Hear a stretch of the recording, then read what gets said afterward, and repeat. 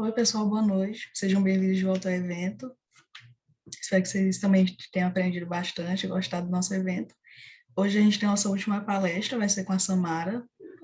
Ela é graduada em Medicina Veterinária pela Unesp, tem aprimoramento pelo Programa de Aprimoramento Profissional em Medicina Veterinária e Saúde Pública na área de obstetrícia e reprodução animal no Hospital Veterinário Governador Laudo Natel, da Unesp, e é pós-graduando em Medicina Veterinária com ênfase na obstetrícia veterinária e reprodução animal na Unesp. E hoje ela vai apresentar para a gente sobre as principais afecções em neonatos de pequenos animais. Samara, pode ficar à vontade. Obrigada por aceitar nosso convite. Qualquer coisa, estamos por aqui. Boa noite a todos. Tá me ouvindo? Tá dando para ouvir? Sim, tudo certinho. Muito obrigada pelo convite, fiquei muito feliz. E ainda mais para falar de um assunto que eu gosto pra caramba. E eu espero poder contribuir aí para o conhecimento de vocês um pouco.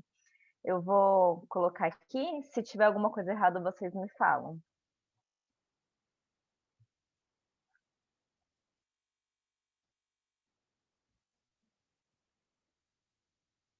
Tá aparecendo aí tudo certinho? Já sim, tudo certinho. Tá bom, vou começar então. Pessoal, eu vou falar um pouquinho para vocês de afecções neonatais em pequenos animais, que seriam cães e gatos. Eu dei ênfase em algumas afecções, porque se eu fosse falar de todas, a gente ia ficar muito tempo aqui. Vocês vão ver que vão faltar bastante. Se vocês tiverem alguma dúvida depois, quiserem me perguntar, eu passo meu e-mail no final também, mas é que eu coloquei as que eu considero mais frequentes, principalmente na rotina. Bom, eu vou falar um pouquinho primeiro sobre alguns conceitos e sobre a fisiologia normal de um neonato, tá? Então, o período neonatal, ele compreende, nos caninos, os primeiros 15 dias pós-natal, mas, gente, isso na literatura tem uma grande variação. Tem literaturas diversas, tem literatura que considera até 30 dias, tem literatura que considera as 2 primeiras semanas. Eu prefiro considerar até os primeiros 15 dias ou até a abertura dos olhos. Em felinos, eles são um pouquinho mais precoces, eles se desenvolvem um pouquinho mais rápido, e a abertura dos olhos deles costuma acontecer de 8 até 12 dias. Então, a gente pega assim os 10 dias pós-natal como período neonatal deles. O que a gente tem que saber desse período? É um período muito crítico, é um período em que o neonato ele ainda está com sistemas bem imaturos, e eu vou falar agora nos próximos slides algumas características dos sistemas desse neonato. Então, de particularidade fisiológica, eu começo pela termorregulação. Quando eles nascem com uma temperatura de aproximadamente 34,4 a 36 graus Celsius. Então, é diferente de um adulto, né? Que a gente pega lá 37,5, 39,2. Então, não se assustem se vocês pegarem um neonato, um recém-nascido, e a temperatura logo ao nascimento estiver mais baixa. Ela realmente é mais baixa. E nas primeiras 2 semanas de vida, que é o que a gente considera o período neonatal, ela varia entre 36 e 37 graus, para depois desse período ela começar a crescer um pouquinho mais, a subir um pouquinho mais. E por que isso acontece, né? Eles têm ausência de tremores musculares, então a gente, quando está com frio, uma das primeiras coisas é arrepiar, os nossos vasos somem, parece que some tudo vazinho e a gente treme. São mecanismos de defesa do nosso organismo para a gente conseguir se esquentar. Os neonatos, eles não têm esse mecanismo ainda bem formado, então eles não têm tremor muscular. E também tem uma incapacidade de vasoconstrição periférica, ou seja, os vasinhos nossos que somem, o deles não vão sumir, eles não conseguem fazer vasoconstrição. E eles têm pouco tecido adiposo também. Tudo isso pode levar a uma hipotermia, então eles são bem suscetíveis à hipotermia. Então é importante a gente fazer o controle da temperatura ambiente, que eles dependem de uma fonte de calor para se esquentar. Outra particularidade fisiológica é do sistema cardiovascular. O sistema cardiovascular deles é um sistema de baixa pressão e alto fluxo sanguíneo. O que é isso? A pressão de bombeamento do coração ela é baixa no neonato. E, em compensação, para que ele consiga levar os nutrientes e oxigênio para todo o organismo e ele consiga manter uma pressão arterial normal, ele precisa ter um alto fluxo sanguíneo. Então, o fluxo dele é muito mais alto. Por isso que a gente tem uma frequência cardíaca maior, em torno de 180 a 280 batimentos por minuto. Em relação ao sistema respiratório, é uma das maiores adaptações do neonato, porque ele está num ambiente líquido, né? Ele está dentro da placenta da mãe, e aí ele sai para um ambiente aéreo. E ele precisa fazer com que esse pulmão se acostume a esse ambiente aéreo. E aí é uma adaptação à respiração pulmonar muito grande, é um choque, é um período muito crítico para o neonato, e principalmente no primeiro dia de vida, né? E eles precisam de uma maior demanda de oxigênio. Ainda mais porque eles têm uma imaturidade de receptores carotídeos. O que é isso? No indivíduo adulto, quando a gente tem uma baixa pressão de oxigênio, ou seja, pouco oxigênio está chegando nos pulmões, está chegando no organismo, a gente tem esses receptores que vão ver que tem uma baixa pressão de O2 e vão fazer um mecanismo de taquipneia, por exemplo, um mecanismo de reação para tentar consertar essa pressão de O2 no sangue. Os neonatos, eles não têm isso, esses receptores ainda são imaturos. Eles até fazem essa adaptação, mas de uma forma mais lenta. Então, a gente tem que tomar muito, muito cuidado, principalmente com hipóxia em neonatos, eles são muito suscetíveis. E a frequência respiratória deles normalmente varia de 10 a 30 movimentos por minuto. Em relação à função renal, os rins, né, são imaturos até a terceira semana de vida. E aí o período neonatal são as 2 primeiras semanas de vida, então a gente tem ali um rim totalmente imaturo. E a importância do rim para a filtração, né, do sangue, para a metabolização também de alguns medicamentos. E no indivíduo adulto ocorre uma certa reabsorção dos néfrons de glicose, de aminoácidos, de proteína pela urina. E no neonato isso não ocorre, porque o rim ainda é imaturo. Então, tem uma perda de glicose, proteínas e aminoácidos. E ele não consegue concentrar a urina também. Isso vai fazer com que ele tenha uma propensão à desidratação. E a função hepatobiliar.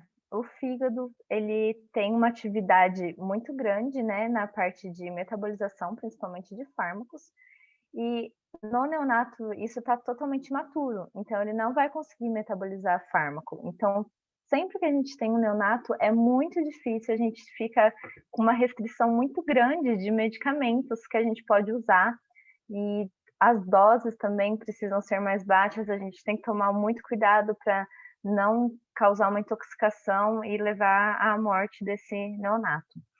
Outra coisa, eles têm um baixo estoque de glicogênio nesse fígado, ou seja, eles são muito propensos a fazer uma hipoglicemia, não vai ter estoque de glicogênio suficiente, ele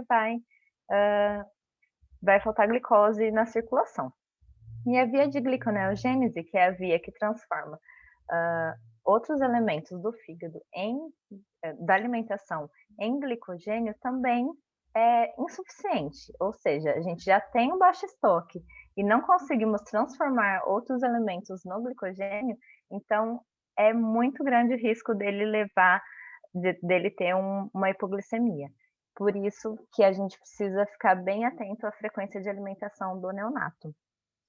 Outra coisa é que essa imaturidade hepática pode levar a um risco de nefrotoxicidade, justamente por causa da metabolização.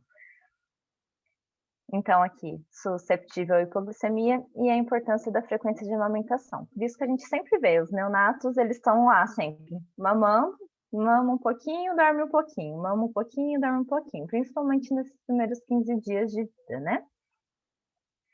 E agora eu vou entrar mais especificamente nas alterações e nas afecções neonatais. Eu separei também, pessoal, 2 casos clínicos para mostrar para vocês, que eu gosto de falar na parte prática também, que a gente vivencia, E eu acho que é bem legal a gente acompanhar também exemplos práticos para a gente entender melhor. Mas agora eu vou começar com a parte teórica sobre essas afecções e depois a gente vai para a parte um pouquinho mais prática. Então, de malformação congênita, eu coloquei o anasarca aqui para vocês. O anasarca nada mais é quando tem um edema generalizado no subcutâneo dos animais. Aqui eu tenho um filhotinho normal, tá? Isso aqui são bulldogs ingleses, nascidos de cesariana. Essa cesariana foi feita na Unesp, enquanto eu estava na residência. Isso aqui é não sei se está mostrando a minha setinha, deixa eu tentar. Não dá para pôr. Opções de ponteiro. Aqui. Esse aqui é um neonato normal e esse aqui é um anasarca. Esse aqui é normal, 2 anasarcas. Então, a gente tem um edema generalizado no subcutâneo e também uma efusão pleural, ou seja, a pleura dele está cheia de líquido e peritoneal. Então, todo o abdômen ali, todo o peritônio cheio de líquido também.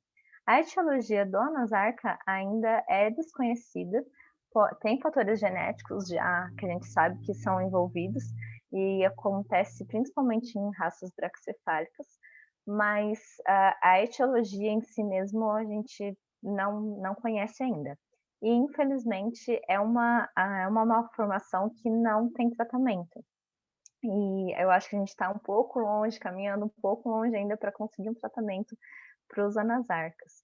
E, infelizmente, ou eles nascem natimortos ou vêm a óbito logo em seguida. Quando a gente vê que fica muito tempo ali sofrendo, ainda agonizando, a gente chega até a fazer eutanásia, porque a gente sabe que não vai tratar, não é o filhote que vai vingar, e ele fica ali só agonizando.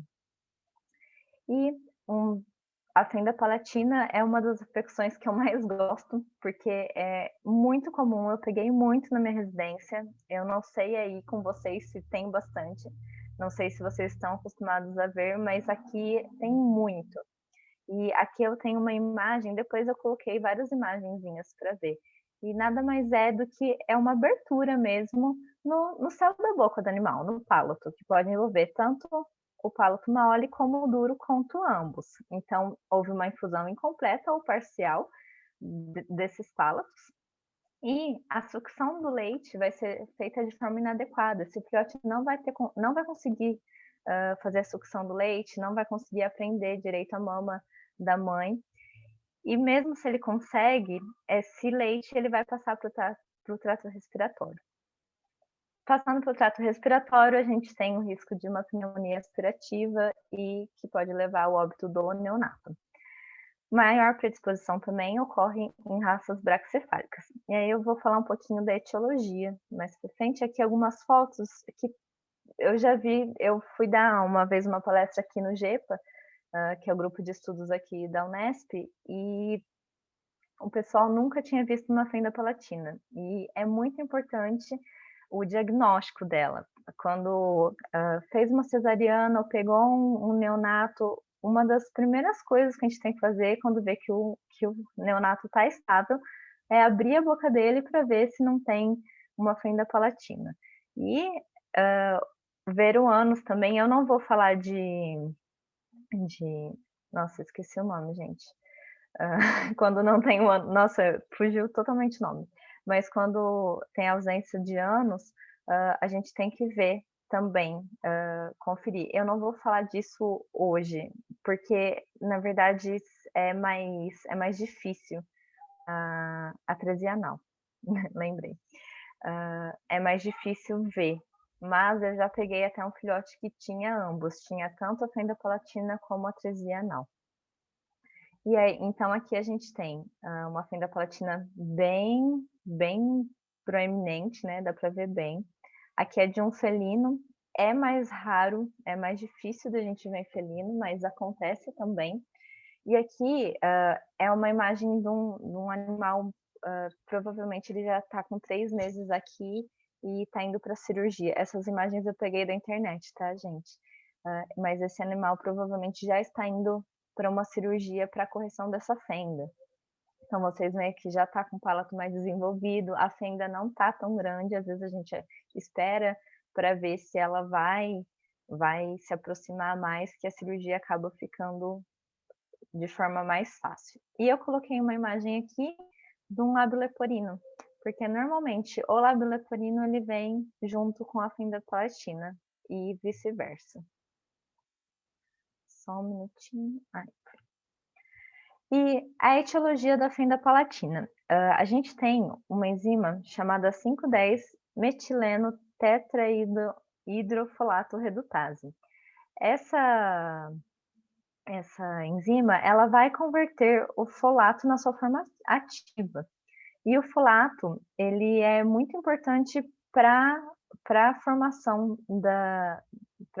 óssea, para a fusão do palato, e na alimentação da mãe é muito importante. Então, a deficiência de folato na fêmea, aqui não é no neonato, é na fêmea, vai levar uma propensão de filhotes que nascem com fenda palatina, vai ter um efeito negativo no desenvolvimento fetal em si e contribui para a ocorrência de distocias. Outra, ainda é sobre a etiologia da fenda palatina, aqui eu coloquei uma tabelinha sobre o órgão em desenvolvimento e o tempo de gestação. Então, a mandíbula e a maxila do neonato é formado com 23 dias de gestação, a mineralização dos ossos da face com 33 dias e a fusão do palato também em 33 dias. Então, qualquer alteração nesses processos do desenvolvimento desses órgãos, ou da mineralização, ou da fusão dos palatos, também pode levar a malformações congênitas e pode levar à fenda palatina, como outras anomalias crâniofaciais, perdão. Ou seja, a fenda palatina, ela pode ter um caráter multifatorial, que envolve tanto fatores genéticos, eu vou falar na prevenção sobre o fator macho, mas envolve genética, então procurar não cruzar, não pôr na reprodução fêmeas que já tiveram problemas com filhote com fenda palatina, tirar da reprodução, porque normalmente acontece não só uma vez, nas próximas gestações vai acontecer de novo. E fator nutricional, por exemplo, a deficiência de ácido fólico na fêmea. Então, como prevenção, a gente vai fazer uma suplementação com ácido fólico desde o início do proéstrio, ou seja, antes mesmo da fêmea cruzar. O proéstrio vem antes do éstrio, não sei se vocês lembram certinho lá do ciclo estral da fêmea, mas o proéstrio é a fase que antecede o éstrio, e o éstrio é a fase que a gente normalmente faz a monta natural, faz a inseminação artificial, que é o momento mais fértil da fêmea. Então, a gente vai fazer suplementação desde o proéstrio até o final da gestação. Isso em fêmeas que têm deficiência, tá? Normalmente pode-se fazer a dosagem.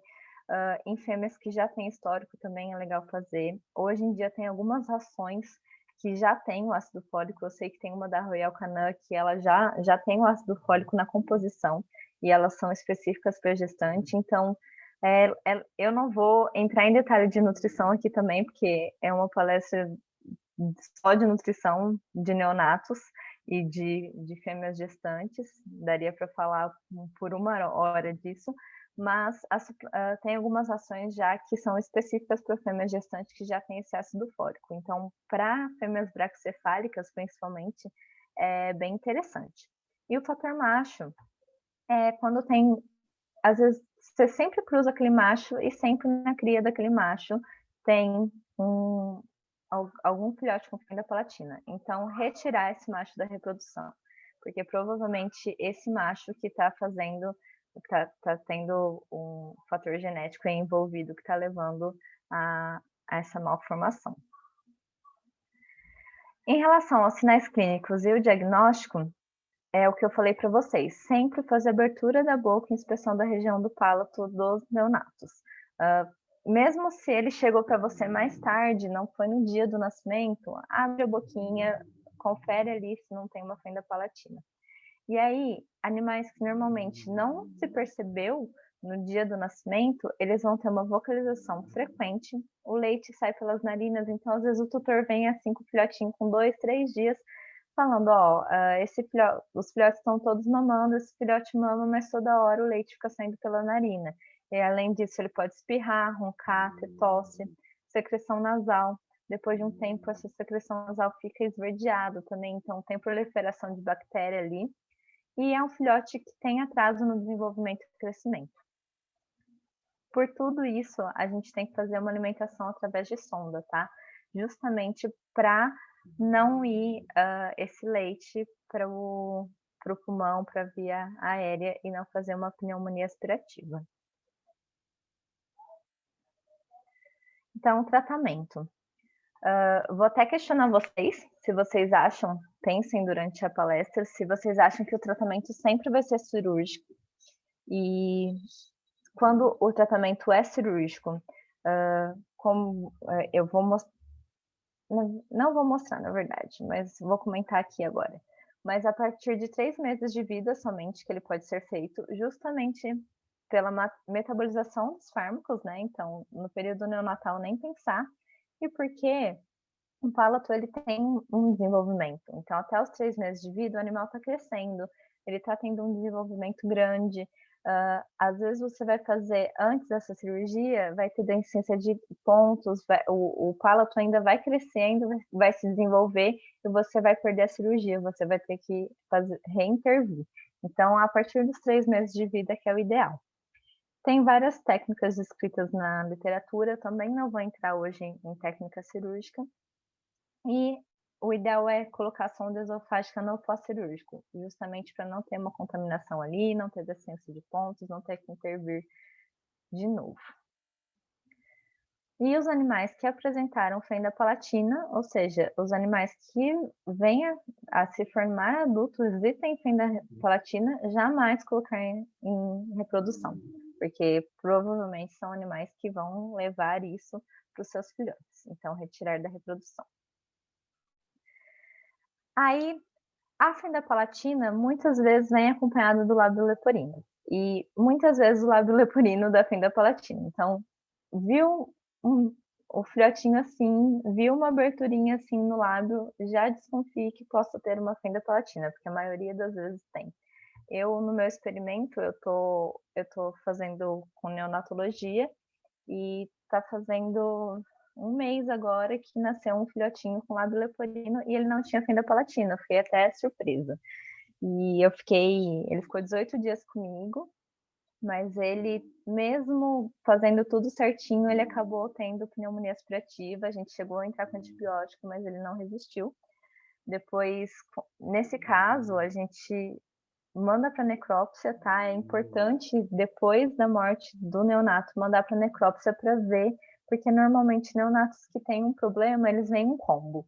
Nunca é só um problema. Normalmente tem fenda palatina, vai ter algum problema cardíaco, algum problema renal. E a gente fez, era o Brian. O Brian, ele tinha, além do lábio leporino, ele não tinha fenda palatina, o que me surpreendeu, mas ele tinha hidrocefalia também. A gente já desconfiava, mas não tinha certeza absoluta, mas na necrópsia deu para ver que ele tinha hidrocefalia. Tinha assimetria renal também, então provavelmente ele não ia ter um desenvolvimento renal normal. E tinha algumas alterações em fígado também. Então, assim, é um neonato que provavelmente não ia sobreviver mesmo, não somente pelo lábio leporino, né? Pelo problema de lábio leporino. Normalmente eles vêm em combo, eles têm uma malformação, você pode pesquisar outros que estão juntos. Então, em relação ao lábio leporino, é a abertura labial, a etiopatogenia é bem semelhante à da fenda palatina e normalmente elas estão em conjunto. E o que você vai mais identificar é a dificuldade na sucção do leite materno. Eu vou ser até sincera que, gente, às vezes escapa. Eu tô no experimento, eu vejo cada detalhe dos neonatos quando eles nascem, faço score-upper, faço tudo, e era tão discreto o lábio leporino do Brian que eu não percebi no primeiro dia. Só que ele estava tendo muita dificuldade de sucção. Então, algumas horas depois do nascimento, eu vi que ele não estava mamando, todos os outros estavam mamando e ele não conseguia. Ele até pegava a tetinha, mas não tinha sucção. E também pode afetar as vias aéreas. Do mesmo jeito que uma fenda palatina, ele pode aspirar ali o conteúdo e pode fazer uma pneumonia aspirativa. E, pessoal, eu considero a tríade neonatal como uma afecção neonatal. E, assim, é uma das mais importantes. Eu acho que se vocês entenderem um pouquinho da tríade neonatal hoje, para mim tá ótimo. Tá ótimo porque é realmente o que mais chega e é o que mais leva à morte dos neonatos. Então, o que seria a tríade neonatal? Seria a hipotermia, a hipoglicemia e desidratação. Eu já falei no começo da palestra, né, sobre um pouquinho sobre a fisiologia, né, sobre as particularidades fisiológicas do neonato. A gente já conseguiu ver mais ou menos o que pode levar a uma tríade neonatal. Mas aí eu vou revisar aqui com vocês, porque eu acho muito importante vocês fixarem na cabeça sobre a tríade. Então, a hipotermia. De novo, os neonatos não têm um mecanismo de termorregulação eficiente. É o que eu já falei. Não vão tremer, não vão ter vasoconstrição. E eles são dependentes de uma fonte de calor. Aqui eu coloquei já um adulto, mas no tapetinho aqui, no tapetinho aquecedor. E a gente precisa aquecer esse neonato e se preocupar se ele está tendo uma fonte de calor. Se a mãe não está isolando ele, se ele não está ficando geladinho, não deixar perto de janela que esteja ventando. A gente tem que realmente ver se ele está mantendo a temperatura, se ele está ficando perto da mãe. Se não tiver, colocar uma bolsinha térmica ali do lado, luva, às vezes, encher de água e ir para o micro-ondas. E o que acontece na hipotermia? Então, vai ter uma diminuição da temperatura ambiente que vai diminuir a temperatura do neonato. Então, não identificou que o neonato está ali com uma baixa temperatura, essa temperatura vai cair cada vez mais e ela pode diminuir mais do que 35 graus. A partir de 35 graus, ele começa a perder o reflexo de sucção e vai começar a reduzir a amamentação. Ou seja, ele vai se isolar cada vez mais, ele vai perder mais temperatura e ele pode entrar numa hipoglicemia também, porque ele vai parar de se amamentar ou vai reduzir essa amamentação. Então, a gente vai ter uma redução do aporte energético, hipóxia, acidose metabólica, maior redução da temperatura e o isolamento do neonato pela mãe. Quando chega a esse ponto, a mãe também isola o neonato e aí piora tudo. Então, vamos vendo que uma coisa vai levando a outra, para ver o tanto que é importante o controle de temperatura desse neonato. E como que a gente vai detectar e corrigir essa hipotermia? Detecção muito simples, a gente vai aferir a temperatura corporal desse neonato, sempre acompanhando. Correção, a gente vai fazer um aquecimento progressivo, tá? De 1 a 3 horas, não um aquecimento muito rápido, porque você também pode desidratar esse animal, você pode queimar esse animal, não é isso que a gente quer. Então, por meio de bolsas térmicas, colchão térmico e o ideal seria uma incubadora pediátrica, né? Mas não é todo lugar que a gente tem acesso a uma incubadora. Em casa, por exemplo, a gente não tem. Nos hospitais veterinários normalmente tem, aqui a gente tem, é o que a gente mais usa. E esse controle da temperatura tem que ser feito juntamente com o controle da umidade. Não adianta somente a gente controlar a temperatura, senão esse animal vai desidratar também. A umidade de ambiente tem que ficar entre 55% a 65%. Sei que é muito subjetivo isso, muito jogado, que a gente não sabe direito a temperatura, mas sempre deixar, se for, sei lá, o neonato está em casa, deixa um balde de água ali do lado para pelo menos ter alguma coisa ali para aumentar a umidade do ambiente. E a prevenção seria o controle justamente da temperatura ambiente por volta de 30 graus pelo menos. E aí a gente entra na hipoglicemia. Ou seja, os neonatos não possuem reserva hepática eficiente, foi o que a gente já falou.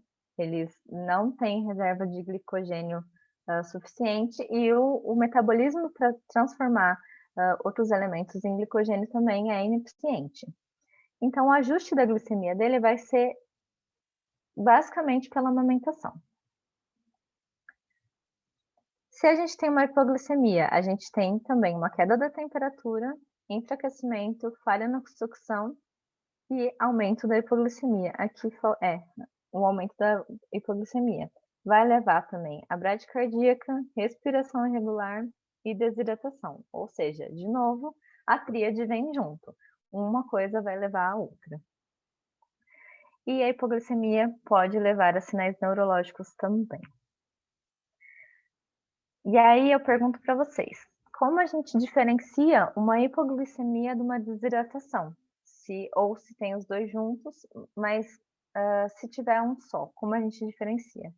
É justamente pelos sinais neurológicos. Quando a gente tem uma hipoglicemia, o animal ele começa a convulsionar, começa a balançar a cabecinha, você já sabe que já desconfia, né? Saber a gente só aferindo mesmo a glicemia, mas já desconfia que tem uma hipoglicemia aí já envolvida, e a hipoglicemia normalmente é a última, a gente começa com a desidratação e com a hipotermia primeiro, e depois vem a hipoglicemia.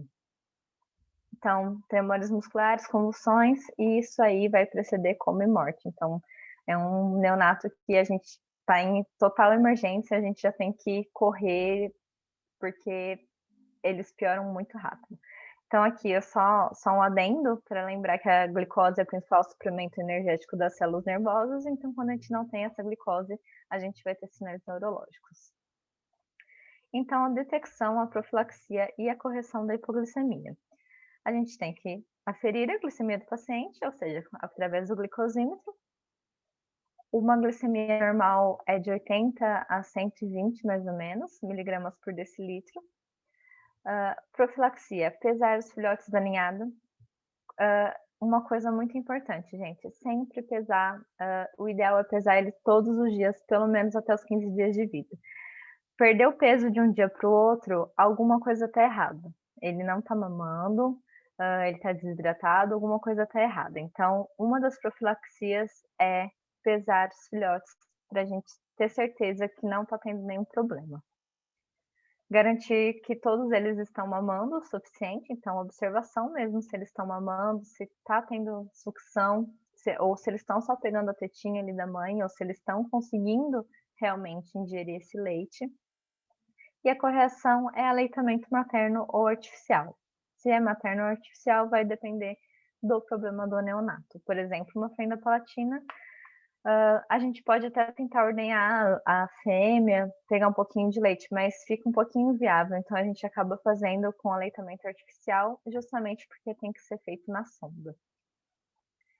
E na falta de um reflexo de sucção, se ele não tem reflexo, você tenta dar na mamadeira, tenta fazer ele mamar e ele não tem reflexo de sucção, a gente pode entrar com uma gotinha, aqui é glicose 5 a 10%, aqui eu coloquei a dose, que é de meio a 1 grama por quilo, IV, mas a gente normalmente faz sublingual mesmo, uma gotinha de glicose sublingual, até porque o acesso no neonato é um pouco mais difícil, ainda mais quando ele já está numa situação de tríade. Não é impossível, a gente tem que tentar, mas na hora da emergência, uma gotinha a gente faz sublingual. Só que cautela, para a gente não levar uma hiperglicemia depois. E por último, da tríade, a desidratação. A razão de superfície corporal por peso do corpo do neonato, ela é muito elevada, ou seja, ele vai perder a água ali muito fácil. E a maior parte do corpo é constituída por água. Então, a perda é bem rápida mesmo. E os rins ainda são imaturos, como eu já comentei lá nos primeiros slides. Esses rins sendo imaturos, eles não conseguem concentrar a urina e vai ter perda de água pela urina também. Quando a umidade ambiental está inadequada, soma tudo isso, a gente tem uma desidratação do neonato. O principal sinal clínico é a perda de peso. Então, mais uma vez, gente, sempre pesar os neonatos e tentar acompanhar esse peso pelo menos nos primeiros 15 dias de vida, porque é muito importante. Perda de pesos, a gente tem que ficar bem atento. E outros sinais seria o choro, parar de mamar também, e a gente pode fazer o pregamento cutâneo, então fazer lá o teste que a gente faz no adulto, só que nem sempre ele é fidedigno, né? Então, a perda de peso é o que vai indicar mais para a gente uma desidratação. E a desidratação vai levar a uma queda de temperatura e rejeição pela mãe, ou seja, hipotermia, hipoglicemia. Então, como a gente detecta? A gente vai aferir o peso, né, do filhote, prevenção. A umidade do ambiente, a gente tem que controlar sempre a umidade desse ambiente, e a correção pelo aleitamento artificial ou fluidoterapia associando ao aquecimento do filhote. Nunca sozinho, tá, gente? Então, a gente sempre vai aquecer e hidratar esse filhote. Nunca vai fazer uma coisa sozinha da outra. Mas, uma coisa importante, a gente primeiro tem que aquecer esse filhote antes de alimentar ele. Por quê? Se a gente alimenta ele e ele tá gelado, não vai absorver nada. Não, você vai estar praticamente causando só uma diarreia e vai piorar o quadro. Então, a gente tem que primeiro aquecer esse filhotinho para ele conseguir metabolizar esse alimento dentro dele, esse alimento ser absorvido. Então, aquece para depois alimentar, tá? Mas se puder fazer em conjunto o aquecimento e a fluido aquecida, para não perder mais temperatura, é o ideal. Alguém tá cansado aí? Eu vou até dar uma olhada na hora para ver se eu não vou passar muito, mas tô dentro ainda. Falei já da parte teórica, tá? Vocês vão ver que ficou faltando algumas afecções que são importantes, como anestesia anal, hidrocefalia, mas depois, se vocês quiserem me mandar e-mail, alguma coisa para fazer perguntas também, eu posso ajudar vocês. É que senão a palestra ia ficar muito grande, eu não ia conseguir falar da parte prática também. E eu coloquei aqui os que eu mais peguei durante a residência na rotina. Bom, o primeiro caso clínico é o Sansão. O Sansão era um Rottweiler, macho, canino, que veio com um dia de vida para mim. Gente, se eu falar Hot Wagner, vocês ignoram. Ele chama Sansão hoje, mas a gente apelidou ele de Hot Wagner. E eu toda hora vou falar Hot Wagner aqui para vocês. E o Sansão chegou com um dia de vida para mim. O histórico era que a mãe tinha tido ele só, era um feto único, tá? E tá bom, chegou um neonato. Eu vou por passos, tá? Chegou um neonato para mim. O que eu faço? Primeiramente, o que eu vou fazer? É um pouquinho diferente da abordagem do adulto, tá, gente? O adulto, você vai lá, vai pedir histórico, vai fazer anamnese, vai fazer tudo antes. O neonato, você tem que correr um pouquinho mais, porque o neonato, ele pode estar em emergência já e você perder um tempo com uma anamnese, às vezes ele pode virar óbito só no tempo de fazer uma anamnese. Então, a primeira coisa do neonato, claro, você vai conversar com o proprietário, vai tentar tirar maior informação possível de forma bem rápida, mas você já vai para o exame físico, tá? Porque muitas vezes é emergência. Do Hot Wagner, a temperatura estava 32 graus Celsius, ou seja, a gente falou lá que nos primeiros 15 dias de vida é de 36 a 37, no primeiro menos, mas ainda assim 32 graus não é 34,4, então ele está com uma hipotermia. A glicemia dele estava 11 miligramas por decilitro, o normal é pelo menos 80, ou seja, ele estava com uma hipoglicemia e ele estava com 10% de desidratação. As mucosas dele estava bem empolcorada, períneo sujo com fezes amolecidas, ou seja, a gente pode considerar que ele estava tendo uma diarreia, e com tudo isso a gente considera que ele estava numa tríade neonatal. Por isso que é a importância da gente fazer primeiro o exame físico. Ele já estava num quadro hipoglicêmico bem grande, com uma temperatura baixa e com uma desidratação super, né? 10% já é uma desidratação grave. E agora, o que a gente faz? Primeiramente, vamos aquecer o animal, né? O que a gente fez com ele foi colocar na incubadora, porque a incubadora ela já tem controle de temperatura e umidade e também de oxigênio, né? Então a incubadora seria o ideal. Se não tem incubadora, vai aquecer ele com bolsa térmica, com tapete térmico, sempre com muito cuidado para não queimar esse neonato, tá? E de forma lenta, de 1 a 3 horas para aquecer esse neonato. Corrigimos a hipoglicemia, então a gente fez uma gota de glicose 10% por via oral, então sublingual. Corrigir a desidratação, no caso do Rottweiler, a gente fez uma solução de Ringer lactatus no subcutâneo, a gente não conseguiu pegar acesso dele, então a gente fez no subcutâneo, solução aquecida, tá, gente, justamente para não causar de novo a hipotermia. E pesamos ele. No dia ele estava com 262 gramas. Aqui ele já estava com mais, como vocês podem ver. Eu coloquei essa fotinha só para vocês verem a importância do peso. Aí, tá, o paciente estável. A gente viu de novo todos os parâmetros dele, ele estava estável. Então, ele estava estável, a gente terminou a anamnese e continuou monitorando o paciente. Então, assim, tá estável, aí sim você vai ver se vai chegar pro tutor e vai fazer a anamnese completa. Antes disso, antes dele estar estável, você esquece a anamnese. Você vai perguntar tudo depois. Então, na anamnese, o Rottweiler era um animal com 1 dia de vida, ele era feto único. No ultrassom abdominal, a gente observou que a neguinha, que era a mãe dele, tinha retenção de placenta. E aí a gente teve que fazer uma OH terapêutica para retirar essa placenta que estava retida. Ela tinha tido 2 partos anteriores, uma com 11 filhotes e outro com 9, mas todos morreram após alguns dias de vida. Muito importante essa informação. Por que esses filhotes estavam morrendo? Ou seja, 2 partos, 11 e 9, e todos morreram. Alguma coisa está errada, né? Então a gente fez exame e foi diagnosticado erliquiose. Então provavelmente essa erliquiose estava passando para os neonatos. E o que aconteceu com o Rottweiler? Ele estava se intoxicando pelo leite da mãe. Então, cadelas com erliquiose podem intoxicar. O leite dele não estava fazendo bem. O leite dela não estava fazendo bem para o filhote, ele estava intoxicado. E por isso ele entrou em tríade. Provavelmente aconteceu a mesma coisa com os outros filhotes, porque a gente tratou da neguinha também, e ela já era uma cachorra que tinha uma erliquiose crônica.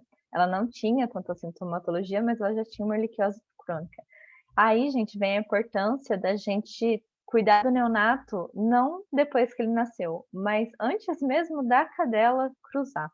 Então, a gente tem que ter cuidado não só com o neonato, como também com a mãe. Antes mesmo dela cruzar, a gente tem que fazer exames, a gente tem que ver se é uma fêmea que está apta para ter um filhote, se ela não tem nenhuma doença que pode passar para esses filhotes. Então, é muito importante cuidar já do neonato antes mesmo de pensar nele existir. Então, o cuidado da mãe para a gente ter cuidado com o neonato é muito importante. E aí a gente fez o acompanhamento. Aqui, gente, eu não vou nem passar esse textão. Na época eu já tinha dado essa palestra outra vez, mas eu mudei algumas coisas, acrescentei algumas coisas. E aqui nada mais é falando que o tutor ele era bem carente, ele não tinha muito dinheiro, e a gente conseguiu por aula fazer a OH terapêutica da neguinha, e eu vi que eles não iam ter condições de cuidar desse neonato. E neonato é um negócio assim que a gente se apega demais. Então, o que a gente decidiu? Eu decidi levar esse neonato. Era uma sexta-feira, o dia que o Rottweiler chegou, então eu decidi passar o fim de semana com ele. Falei, não, vou passar o fim de semana com o neonato, trouxe para casa. Então, aqui nada mais é o que estou falando. Então, não tinha como amamentar com leite materno, tá? Porque era um leite que estava intoxicando. A gente tinha que fazer o sucedâneo, então. E aí a gente passou o fim de semana com o animal. Aí foi feito controle de temperatura, de glicemia, hidratação, controle de peso e visualização das fezes e urina.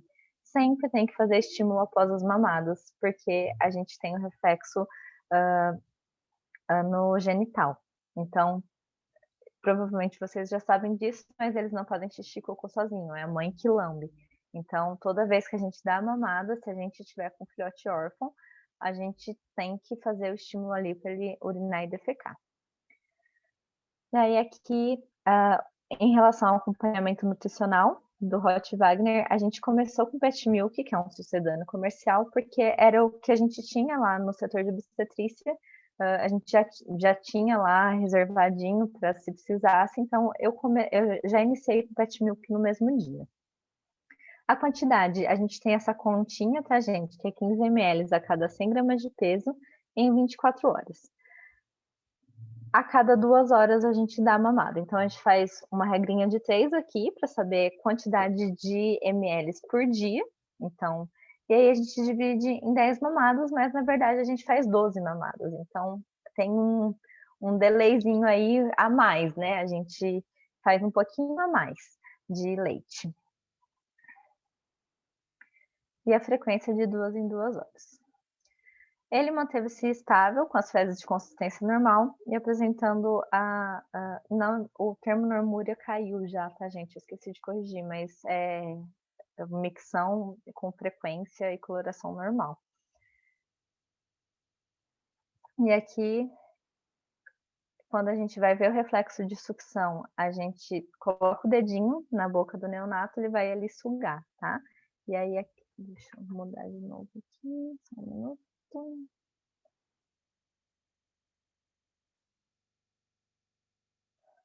Oh, meu Deus.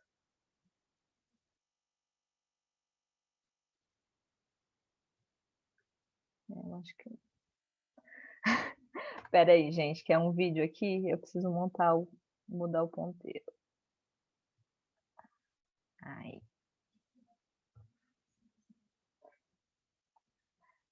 Então, aqui é a mamada dele, né? Mostrando para vocês a posição, principalmente.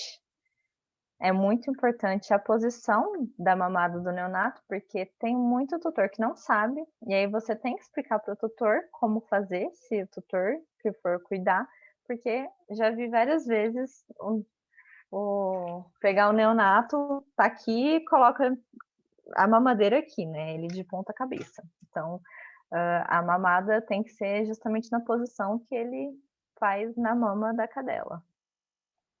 Oh, meu Deus, calma. Tá. Aí, gente, depois de alguns dias, eu cuidando dele, tá? Que eu não lembro com quantos dias ele estava, mas eu acredito que com uns 8, 9 dias. E isso é uma convulsão. Eu não sei se vocês já tinham visto neonato ter convulsão, é diferente do animal adulto, mas isso é uma convulsão. Rottweiler, depois de alguns dias, começou a ter convulsão. Aí as fezes que antes estavam assim, nesse dia estavam assim. Ou seja, não estava tendo absorção nenhuma de nutriente nenhum. Isso nunca que é uma fezes normal de um neonato. O que aconteceu? No dia anterior acabou o pet milk dele e eu comprei um novo. E no que eu comprei um novo, eu não sei se o armazenamento foi feito de forma errada, porque tem que ser um armazenamento de forma certa. Ele estava dentro da validade, eu conferi, mas talvez armazenamento no sol de forma errada e foi um pet milk que ele provavelmente estava estragado. E aí fez muito mal, muito mal. Ele não estava absorvendo nada de nutrientes e a convulsão dele já era por uma hipoglicemia, tá? Por mais que a gente ficou em cima desse neonato, chegou de forma muito rápida, ele teve convulsão por hipoglicemia. Então, a partir disso, a gente estabilizou ele, a gente conseguiu estabilizar ele. Ele estava, na verdade, na casa de outra residente e ela desceu correndo para o hospital para a gente aquecer ele, fazer glicose, fazer tudo certinho. Estabilizou ele e passamos para o sucedâneo caseiro. O sucedâneo caseiro, eu tenho a receitinha aqui, são 86 ml de leite de vaca integral, 3 de creme de leite, 12 de gema de ovo e 0,7 de fosfato bicálcico. O fosfato bicálcico, vou ser bem sincera, que ele é difícil de conseguir, não é sempre que a gente consegue ele. Aqui a gente tem o setor de nutrição, normalmente eles dão pra gente, mas ele não é tão fácil de conseguir, então quando não, na ausência de fosfato bicálcico, faz o resto da misturinha mesmo, tá? A quantidade é a mesma que o pet milk e a frequência também é a mesma. Lembrando sempre, gente, que a gente tem que fazer essa misturinha e manter em geladeira por no máximo 24 horas, e a gente aquece o que for dar pro neonato, tá bom? Somente o que for dar pro neonato, o resto a gente mantém em geladeira. E aí a gente estabilizou, monitorou, ele se recuperou, estabeleceu, ficou estável e não teve mais episódios convulsivos. Depois de um tempo, eu vou até resumir isso aqui, tá, gente? Senão a gente vai... Eu vou acabar passando um pouco do horário. Mas, resumindo, ele começou a ficar constipado depois de um tempo. Tem até aqui uma fotinho dele fazendo força. E a constipação, depois de um tempo, eu fui descobrir que se a gente colocar 10 ml de solução fisiológica na soluçãozinha, ajuda muito nisso, tá? Depois dos filhotes que eu comecei a fazer 10 ml de solução fisiológica, parei de ter esse problema de constipação nos neonatos. Mas são os problemas que a gente pode ter de uma alimentação artificial, né? Que não é o leite da mãe. E isso aqui era o estômago dele, o intestino dele todo dilatado por gás. Justamente pela alimentação artificial, que não é a mesma da alimentação materna. Aqui foi o primeiro dia de papinha, com 30 dias de vida, a gente começou a dar papinha. Ele odiou. A ânsia odiou a papinha.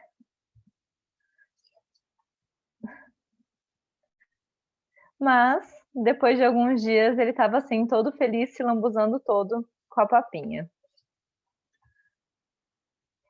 E aí ele foi liberado, tá? Ele foi liberado com 40 dias de vida.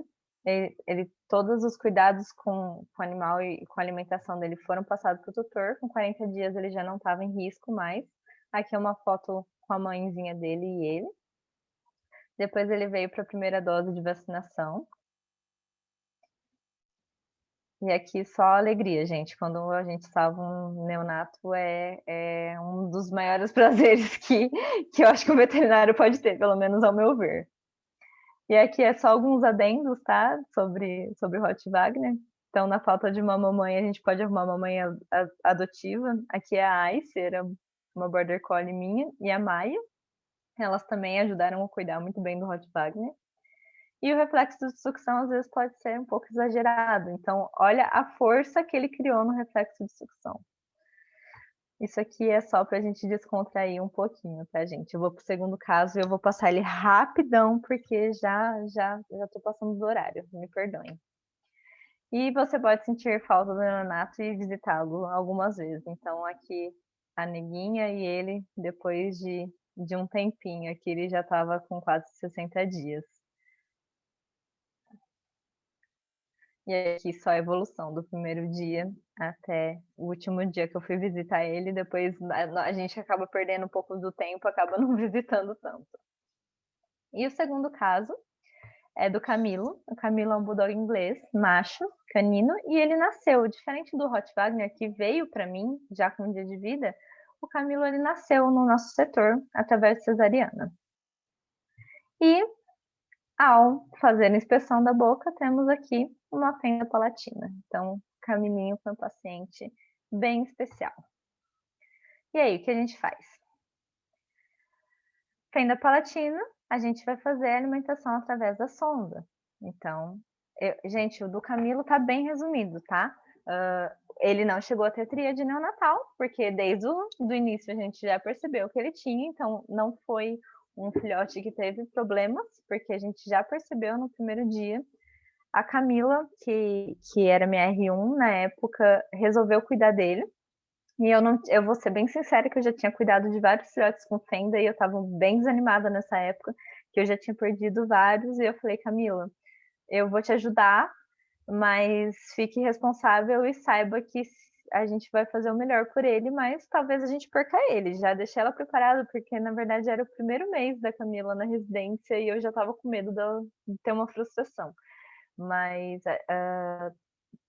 Camilo foi muito especial mesmo. E então a gente começou a alimentar ele através de sonda orogástrica, né, com sucedâneo caseiro. Então, no lugar de fazer um sucedâneo comercial, a gente já começou com sucedâneo caseiro e já colocamos os 10 ml de solução fisiológica, aquela mesma fórmula de 2 em 2 horas e pesagens diárias com estímulo de micção e defecação. Então aqui, gente, para quem nunca viu uma sonda, a gente coloca o dedinho na boca, igual a gente faz de um neonato normal, sente o reflexo de sucção e vai colocando a sondinha ali para ele. Eu não tenho nenhum vídeo passando a sonda. A gente esquece de filmar durante a residência. Eu preciso filmar ainda para mostrar nas palestras. E toda vez eu falo isso e ainda não fiz, ainda não filmei. Mas você vai passando e ele vai deglutindo, tá? E lembrando que a gente tem que preencher sempre a sondinha toda com leite já antes de colocar, e a gente faz uma medição. A gente mede da boquinha até a primeira costela e faz uma marcação que é até onde a gente coloca a sonda. E aqui um videozinho dele mamando através da sonda. Não sei se vocês conseguem ver, mas aqui tem um risquinho que, na verdade, era para estar introduzido até aqui, a sondinha dele. E eles costumam fazer um movimento tudo bonitinho. E eles acostumam muito bem, viu, gente? Muito, muito bem mesmo. Aqui o Camilo já estava maiorzinho, já tinha alguns dias. Aqui ele estava com 15 dias. E, um detalhe muito importante, ele não tinha somente a fenda palatina, como ele também tinha o lábio leporino. Temos aqui um lábio leporino. Então, com 15 dias, a gente saiu do período neonatal, o período mais crítico. E aí, é o que eu perguntei para vocês lá no início. Se sempre a gente vai, no caso de fenda palatina, sempre vai fazer cirurgia. E aqui a gente já tinha saído do período neonatal, ele se manteve estável o tempo todo. Tem algumas fotinhas dele. A primeira vacina dele, que ele não curtiu muito bem. E aí, o que eu tinha perguntado para vocês, sempre a gente vai fazer cirurgia? Não sempre, tá, gente? A fenda dele era grande e aqui vocês podem ver que ela diminuiu muito, ou seja, ele se desenvolveu, o palato foi crescendo e o palato dele ele foi se aproximando. E depois fechou sozinha a fenda dele, fechou completamente, ele não precisou de cirurgia para correção, tá? E aí, aqui ele já estava com 35 ou 40 dias, a gente já iniciou a alimentação dele. Opa, vamos voltar. Peraí. Foi a primeira vez que ele comeu uma raçãozinha, todo feliz.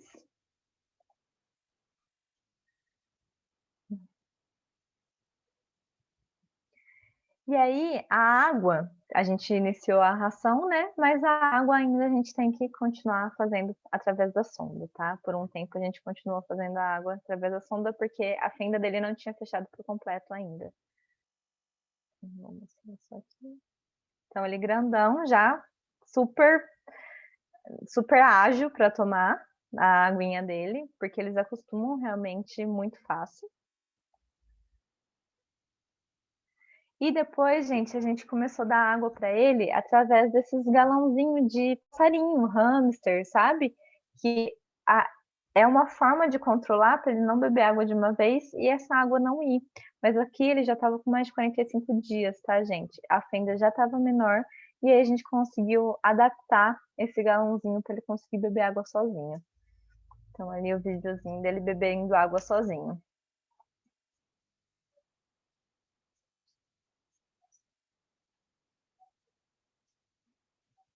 E ele aprendeu a roubar chinelos também.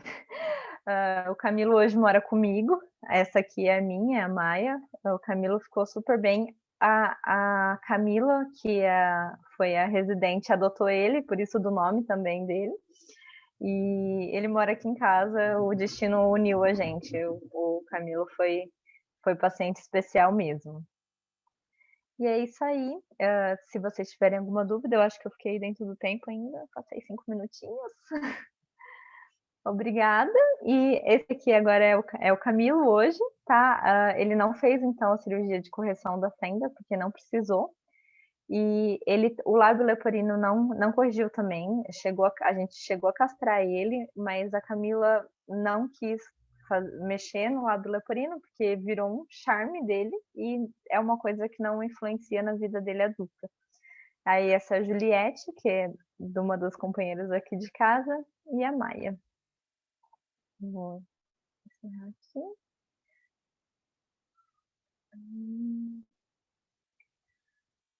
Eu vi já que estava bombando Sim, o tá cheio de chat, mas eu não elogios, cheguei a adoraram a ver. didática, as imagens também. Inclusive, recebemos algumas perguntas, vou te repassar, tá bom? Tá bom. A primeira foi: até a realização do procedimento cirúrgico para a correção da fenda palatina, o animal deve permanecer por esses 3 meses com a sonda para alimentação? Sim, sim. Porque até os 3 meses, como a fenda tá ali, a gente tem que continuar colocando. Mas é o que eu falei, gente, o Camilo, vocês viram depois, eles se adaptam muito, muito fácil. E aí, depois que eles se adaptam, é muito fácil passar. Só de você colocar a sondinha ali, eles mesmos já engolem a sonda e eles ficam super felizes. Então, tem que ser, sim, através de sonda até a correção, e depois da correção cirúrgica também permanece com sonda esofágica por um tempo para não ter deiscência de pontos. Perguntar se poderia repetir os valores normais de glicemia do neonato? É de 80 a 110. Uhum. Tem uma variação, tá? Eu não vou. Tem uma variação, depende da literatura, mas a gente considera de 80 a 110 normal. Uhum. E leite morno poderia ajudar na manutenção da temperatura do neonato ou isso afetaria alguma coisa? Na verdade, o leite tem que ser morno. Toda vez que a gente vai alimentar o neonato, ele tem que ser morno. Ele não pode ser nem muito quente, que pode queimar, e nem frio, porque pode sim levar à hipotermia. E o leite frio ele não é absorvido direito no intestino do neonato. Então, sempre aquecer, deixar a temperatura de mamadeira de bebê mesmo, morninho, para não é só pela temperatura, mas pela absorção também de nutrientes. Eu acredito que essa seja a última pergunta. No caso do aquecimento, pode ser utilizada a fluido aquecida também para melhorar a temperatura e mesmo se tiver incubadora? Sim, sim, porque aí a gente corrige a desidratação junto, né? Então, a fluido, o ideal é fazer aquecidinha. Acho que foram essas perguntas. Muito obrigada por ter aceitado nosso convite. Foi maravilhosa a palestra. Imagina. Você veio Obrigada a elogios vocês. durante a palestra Eu inteira. vou, eu vou mandar aqui no chat meu e-mail, se vocês precisarem de alguma coisa. É que eu esqueci de colocar. Deixa eu colocar aqui. Se alguém tiver alguma outra dúvida, quiser me mandar alguma coisa, estou à Vou disposição. aproveitar para agradecer tanto os palestrantes que participaram, todo mundo que se inscreveu, compartilhou com os colegas. Espero ver todos vocês nos próximos eventos. Acompanhe no Instagram, que lá a gente vai postar tanto sobre as gravações, os certificados e os próximos eventos. E mais uma vez, muito obrigada, Samara, e todo mundo que está aqui. Obrigada. Ótima noite para vocês.